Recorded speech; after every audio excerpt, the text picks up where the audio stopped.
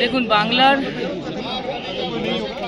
নারেগাতে MG এনআরইজিএতে 52,000 কোটি টাকা বাকি, জল জীবন মিশন বাকি, আবাস যোজনা বাকি, কুল মিলাকে বাংলার 2 লক্ষ কোটি টাকা বাকি।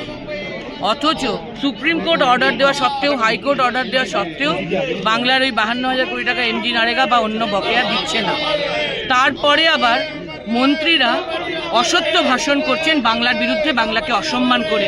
এটার জন্যে আমরা আমাদের দলের পক্ষ থেকে, আমাদের অল ইন্ডিয়া জেনারেল সেক্রেটারি 2 বছর আগে এই বাংলার বকেয়ার প্রশ্নে এবং আমরা যেসব প্রশ্ন তুলে থাকি এবং ওরা যে অসত্য ভাষণ করছেন তার প্রসঙ্গে শ্বেতপত্র প্রকাশের দাবি করেছিলেন।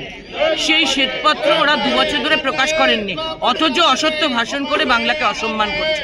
তাই আমরা আজকে হাতে সাদা কাগজ নিয়ে, শ্বেতপত্র নিয়ে এই শ্বেতপত্র প্রকাশের দাবিতে এখানে অবস্থান করেছি, ধর্ণা দিয়েছি, প্রতিবাদ জানিয়েছি।